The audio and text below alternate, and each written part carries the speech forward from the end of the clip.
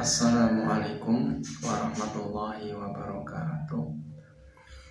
Izinkan pada kesempatan kali ini saya akan menyampaikan sebuah kisah tentang Azazil atau iblis. Sebelum peristiwa pengusiran iblis dari surga, ada sebuah berita yang isi beritanya adalah bahwa suatu saat nanti ada penghuni surga yang akan dikeluarkan dari surga dan dilempar ke neraka. Mendengar berita ini, para malaikat ketakutan. Kemudian mereka mendatangi Azazil minta didoakan supaya bukan mereka yang dimaksud. Azazil mendoakan semua para malaikat, tapi dia lupa. Dia tidak mendoakan dirinya sendiri. Kenapa dia tidak mendoakan dirinya sendiri?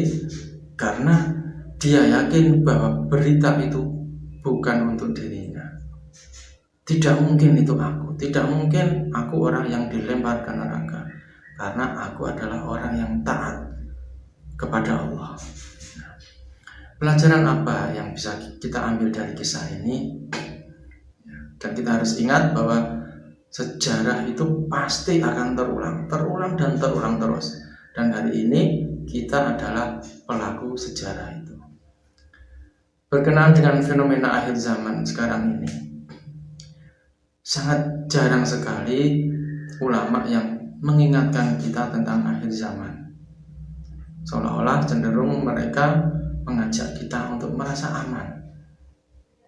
Kalaupun ada yang membahas tentang akhir zaman hanya sepintas, dan kadang-kadang justru malah komentar mereka melemahkan kita dengan mengatakan itu baru tanda-tanda kecil yang terjadi. Tidak usah ngomong macam-macam tentang Dajjal, ngomong masalah Imam Mahdi. Imam Mahdi tidak usah dicari. Kita orang beriman, orang bertakwa, pasti nanti kalau ada Imam Mahdi kita menjadi pengikut Imam Mahdi. Nah, inilah sikap merasa aman, sudah merasa baik, sudah merasa kita ini orang beriman, sudah merasa kita orang yang takwa, seolah-olah nanti kalau ada Imam Mahdi pasti kita akan menjadi pengikut Imam Mahdi otomatis. Pelajaran dari kisah tadi Azazil, dia tidak mengambil pelajaran dari sebuah berita. Kalau ada sebuah berita, harusnya kita berpikir, jangan-jangan itu aku. Bukan berpikir, wah itu tidak mungkin aku. Tidak seperti itu. Tapi jangan-jangan itu aku. Sehingga kita waspada. Ingat kisah Azazil tadi, dan satu kisah lagi, yaitu kisah para ahli kitab waktu di Yathrib atau di Madinah. Mereka sangat yakin bahwa nanti kalau ada nabi terakhir, mereka pasti akan menjadi pengikut nabi terakhir itu. Justru mereka ketika nabi terakhir itu diutus, mereka menolak nabi terakhir itu. Padahal mereka yang menunggu-nunggu kedatangan nabi terakhir itu. Karena apa? Karena tidak sesuai dengan harapan mereka, tidak sesuai dengan angan-angan mereka bahwa nabi terakhir itu harus begini, harus dari kalangan mereka dan sebagainya. Sekarang ini pun banyak yang berpendapat seperti itu. Imam Mahdi itu harus begini, harus penampilannya harus orang yang soleh, taat beragama, ahli agama, hafal Quran, seorang syekh dan sebagainya.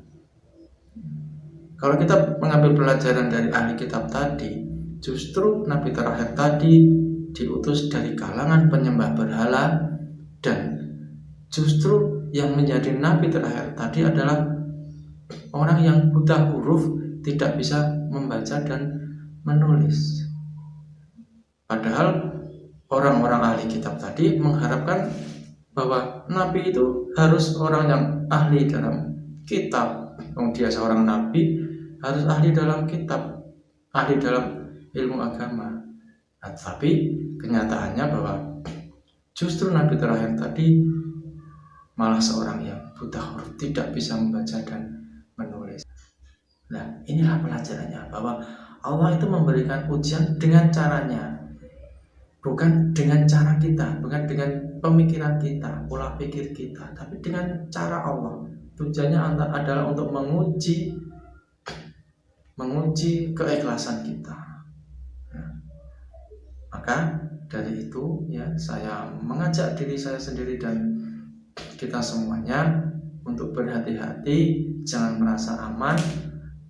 Dalam hal ini saya mengajak kita untuk mempelajari mimpi Muhammad Qasim. Pelajari, tabayun, pelajari dengan serius sambil memohon petunjuk kepada Allah Subhanahu wa taala.